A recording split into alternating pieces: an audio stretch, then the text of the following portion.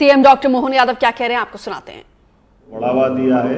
हमारी अर्थव्यवस्था को लेकर, किसानों की अर्थव्यवस्था को लेकर के जो माननीय प्रधानमंत्री जी की दृढ़ता है वो हम सबको प्रेरणा भी देती है और वो हमको काम करने के लिए उत्साह भी देती है। मैं माननीय प्रधानमंत्री श्रीमान नरेंद्र मोदी जी का धन्यवाद अदा करता हूँ जो किसानों को हित को लेकर के स्वदेशी की भावनाओं के आधार पर वो हमारे देश का इस प्रकार से हर मोर्चे पर नेतृत्व कर रहा है जो आज के दृष्टिकोण से समसामयिक है। मैं इस नाते से भी उनको धन्यवाद देना चाहता हूँ। जब भोपाल की तरफ हम देखते हैं, अपने राज्य की तरफ देखते हैं, तो राज्य के लिए 10 तारीख के दिन स्वदेशीकरण की भावना के लिए ही हमारे राज्य में पहली बार रेल के कोच भी बनेंगे, मेट्रो ट्रेन की ट्रेन बनेगी। ये अपने आप में बड़ी उपलब्धि रहेगी हमारे स्वदेशी के उस अभियान को लेकर भी कि यहाँ बनने वाले कोच देश में भी, देश के बाहर भी, दुनिया में भी जहाँ जहाँ रेल मंत्रालय चाहेगा निर्यात करेंगे। मेसर्स BEML लिमिटेड द्वारा निर्माण की परियोजना के स्थापना के लिए जिस प्रकार से पूरी योजना बनी है, ये रायसेन जिले की उमरिया में इस परियोजना पे हम काम कर रहे हैं जिसकी लागत लगभग 1800 करोड़ की है, जिसमें लगभग 1600 से 2000 लोग प्रत्यक्ष अप्रत्यक्ष रूप से काम करेंगे। प्रदेश में ये पहली इकाई इस प्रकार के रेल कोच निर्माण करने की ये सुविधा प्रदान करेगी, जिसके आधार पर मध्य प्रदेश रेल विनिर्माण के मानचित्र पर एक प्रमुख स्थान के रूप में स्थापित होगा। रायसेन जिले के गोहरगंज तहसील के उमरिया गांव में 60.36 हेक्टेयर भूमि का आवंटन हमने कर दिया है। इस उद्योग में वंदे भारत, अमृत भारत मेट्रो कोच का निर्माण किया जाएगा। इस उद्योग के लगने से भोपाल और रायसेन क्षेत्र में बड़े पैमाने पे सहायक उद्योगों का भी अलग से उनकी यूनिटों का भी एक बड़ा बाजार बनेगा जो मध्य प्रदेश की राजधानी को भी और मध्य प्रदेश को भी अलग अलग प्रकार के औद्योगिकरण की व्यवसाय से जोड़ने का प्रयास करेगा। परियोजना के कुशलतापूर्वक संपन्न कराने के लिए मानव संसाधन खास करके जो हमारे अलग अलग बीटेक वाले, कंप्यूटर साइंस वाले उच्च शिक्षित विद्यार्थियों के लिए रोजगार के बड़े अवसर उत्पन्न होंगे। वो यही प्रधानमंत्री के मेक इन इंडिया के मंत्र को साकार करने का एक महत्वाकांक्षी मंत्र बनेगा। परियोजना उसी प्रकार से लगाई गई। प्रसन्नता का विषय यह है कि इस महत्वपूर्ण परियोजना में रक्षा मंत्री स्वयं हमारे बीच उपस्थित रहने वाले हैं। माननीय कृषि मंत्री जी का, चूँकि ये लोकसभा क्षेत्र है तो माननीय कृषि मंत्री शिवराज सिंह जी चौहान भी रहने वाले हैं। माननीय रेल मंत्री भी उसमें उपस्थित रहने वाले थे, लेकिन उनकी एक समान रूप से किसी और काम आने के कारण से वो हमारे लिए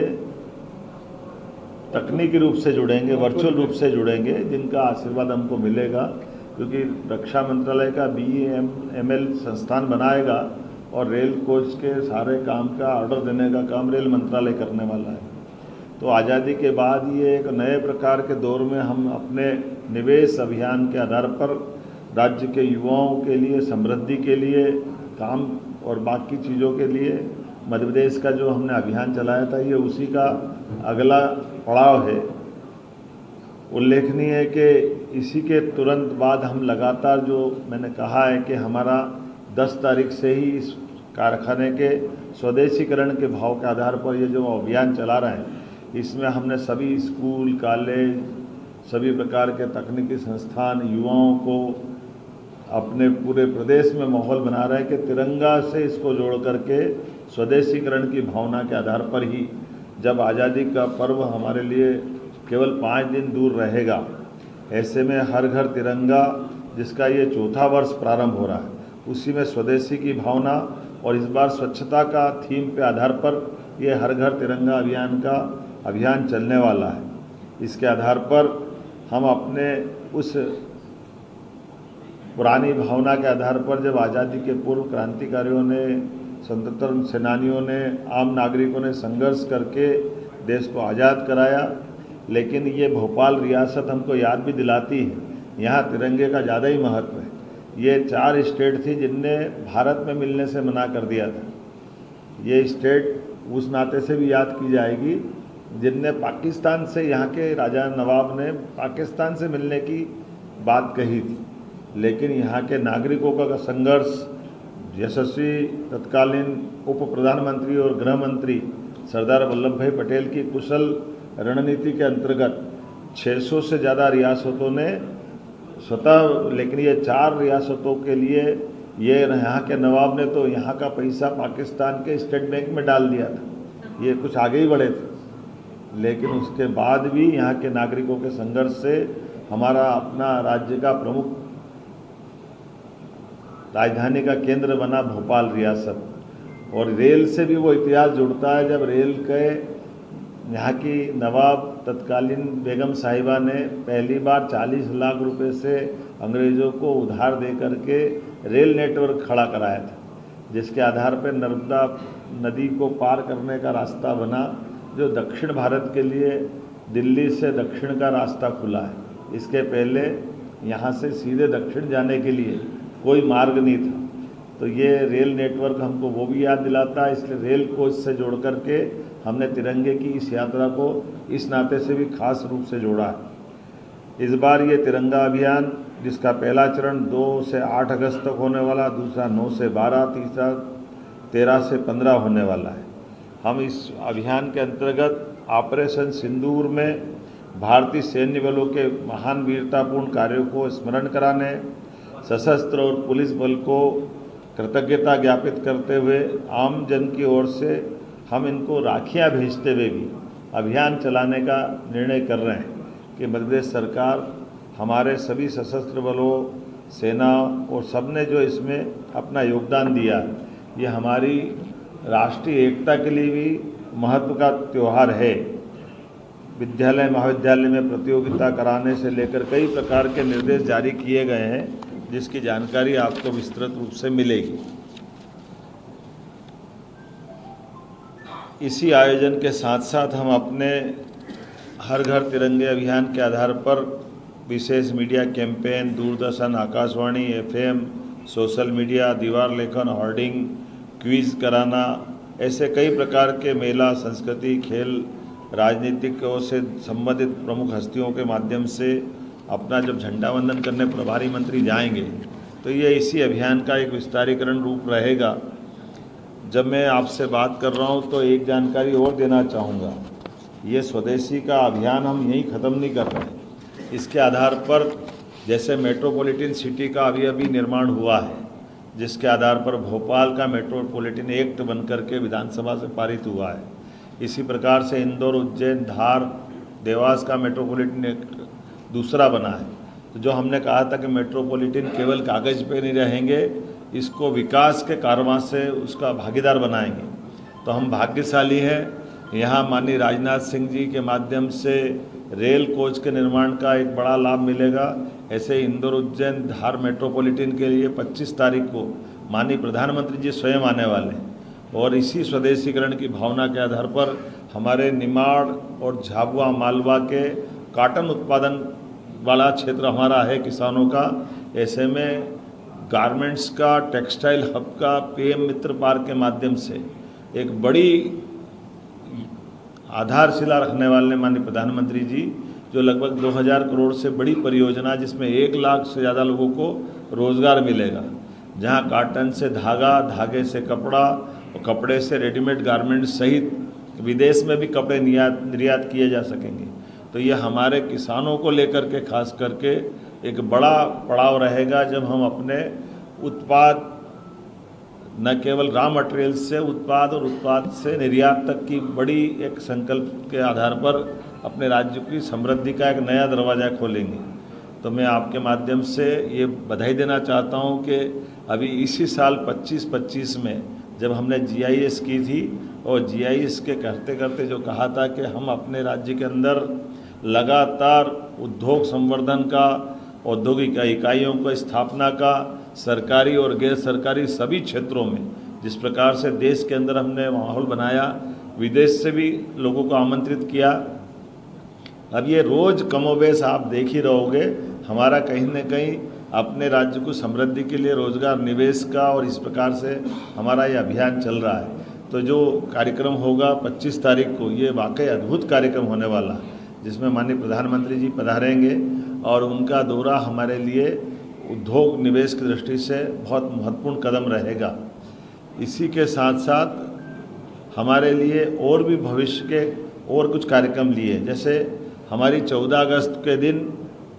और आज दो अपनी और महत्वपूर्ण तिथियां। अब यहाँ से निकल कर के मैं नरसिंहगढ़ में लाडली बहनों के लिए अपनी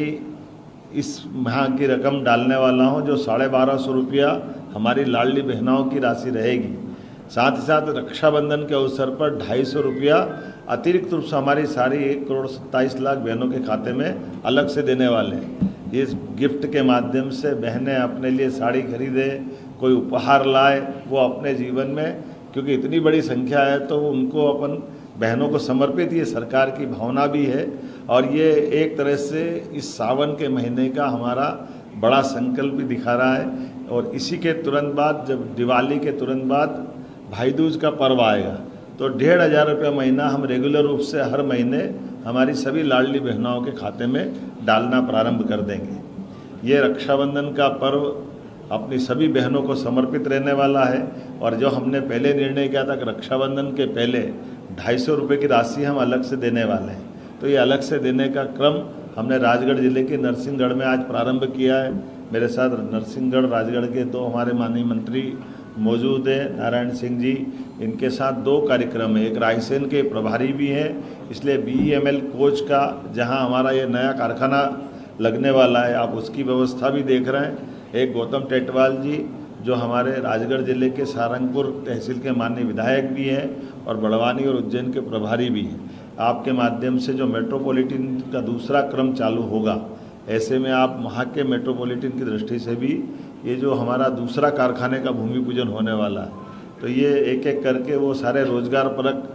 आज के समय के बड़े कारखाने जो मध्य प्रदेश को समृद्ध करेंगे, उस दिशा में भी हम आगे बढ़ रहे हैं। और उसी के साथ साथ एक और परिचय कराता हूँ, वक्फ बोर्ड के अध्यक्ष डॉक्टर सनवेल पटेल जी हमारे बीच मौजूद है। आपके माध्यम से भी भोपाल में भी और देश प्रदेश में भी हमारे सभी शासकीय संस्थानों के साथ हमारे सभी वर्गों का हम ध्यान रख रहे हैं, जिसके आधार पर उनकी ज़िंदगी बेहतर हो, रोज़गार मिले और हम आगे बढ़ पाएँ।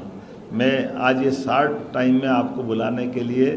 क्योंकि हमको लगा कि आज के सीमित समय में ही हमको बात करना है। आज आपसे मिलने के तुरंत बाद मैं रक्षाबंधन का त्यौहार करूँगा और वहाँ से सीधा दिल्ली जाने वाला हूँ। दिल्ली में हमारे फॉरेस्ट के मंत्री माननीय भूपेंद्र यादव जी के साथ मेरी मीटिंग है। भविष्य में हमारे फॉरेस्ट के क्षेत्र में और कई प्रोजेक्ट आने वाले हैं, जिस पे हम काम कर रहे हैं। और भी बाकी मंत्रियों के साथ भारत सरकार के माननीय प्रधानमंत्री श्रीमान नरेंद्र मोदी के नेतृत्व में जो डबल इंजन की सरकार चल रही है, ये लगातार ऐसे विकास के एक के बाद एक सौगातें देती जाएगी। मेरी अपनी ओर से आप सबको भी बधाई। एक छोटा जानकारी आपको और दे रहा हूँ, जो ये नया प्रयोग रहेगा, ये प्रयोग इस वर्ष 15 अगस्त का हमारा जो झंडा वंदन का कार्यक्रम रहेगा, उस झंडा वंदन में हमारे ज़िले ज़िले की भी जानकारियाँ नीचे तक आ जाए, इसलिए हमने इस वर्ष का हमारा जो 15 अगस्त का कार्यक्रम लाइव होने वाला है, उस कार्यक्रम की डिज़ाइन ऐसी कर रहे हैं कि हमारे द्वारा संदेश तो जाएगा ही सही, जो मुख्यमंत्री का संदेश होता है तो वो लाइव प्रसारण भी रहेगा एक बार पूरे प्रदेश के अंदर, जहां हमारे हर जगह जिले के प्रभारी मंत्री अपना झंडा वंदन करेंगे और लाइव प्रसारण के बाद तुरंत बाद सभी प्रभारी मंत्री उस जिले के अंदर राज्य सरकार द्वारा चलाई जा रही जन कल्याणकारी जो योजना रहेगी, उसकी बात उसके आधार पर वो अपने स्तर पे करेंगे। तो इस बार का 15 अगस्त ये थोड़ा अलग प्रकार का भी रहेगा, लेकिन विकास के इतने सारे काम हैं, इतने प्रकार की व्यवस्था है, तो ज़िले की बात भी ज़िले में अच्छे से आ जाए, प्रदेश की बात भी ज़िले में अच्छे से उतर जाए, इसलिए स्वतंत्रता दिवस की इस बार अच्छे से प्लान किया है। मैं उम्मीद करता हूं कि इन सारे कामों के साथ साथ एक और कार्यक्रम की जानकारी आपको देना चाहूँगा। जब 14 अगस्त को बलराम जयंती है और किसान आधारित अर्थव्यवस्था पे हम कृषि आधारित बात जब चला रहे हैं, तो किसानों की सम्मान निधि मंडला से डालने वाले बलराम जयंती है 14 अगस्त के दिन। तो 14 अगस्त को बलराम जयंती की हमारे द्वारा ये एक बड़ी सौगात मिलने वाली है। और उसके बाद 15 अगस्त और 16 अगस्त तो जन्माष्टमी तक, जैसा कि आपने कल विधानसभा में भी देखा है कि हमने कृष्णायन करके जो भगवान कृष्ण की लीलाओं का महत्व गोकुल, वृंदावन, मथुरा में है या द्वारका में है, वही लीलाएं हमारे मध्य प्रदेश से भी जुड़ी हैं। तो भगवान कृष्ण ने जहाँ शिक्षा ग्रहण किए, वो उज्जैन, इंदौर के पास का जाना पाव नामक स्थान जहाँ भगवान कृष्ण को परशुराम जी ने सुदर्शन चक्र दिया है, या धार का वो अमझेरा नामक स्थान जहाँ भगवान माता रुक्मणी के हरण के टाइम बड़ा भारी युद्ध लड़ते हैं, या ऐसी और उल्लेखनीय घटना गरीब और अमीर की दोस्ती का सबसे बड़ा केंद्र कृष्ण सुदामा जी की दोस्ती वाला घटनाक्रम जो महिदपुर तहसील के नारायण नामक स्थान पर होता है। ऐसे स्थानों को हम तीर्थ भी बनाने वाले हैं और भगवान कृष्ण की लीलाओं के माध्यम से जन्माष्टमी को इनसे भी जोड़ने वाले हैं, ताकि भगवान कृष्ण के अनुयायी बड़ी संख्या में देश भर में है, प्रदेश में है। तो वो जो गोकुल, वृंदावन, मथुरा का महत्व है, द्वारका का महत्व है, वो हमारे प्रदेश के साथ भी है। तो धार्मिक पर्यटन को लेकर भी ये एक बड़ा अभियान हमारा चलने वाला है। बोलने के लिए तो बहुत कुछ है, लेकिन मैं मान के चलता हूँ कि आज के अवसर पर इतना कहना पर्याप्त है। मेरी अपनी ओर से एक बार फिर आप सबका अभिनंदन, बधाई। तो आज एमपी में तिरंगा यात्रा अभियान की शुरुआत सीएम मोहन यादव ने की और इस मौके पर एक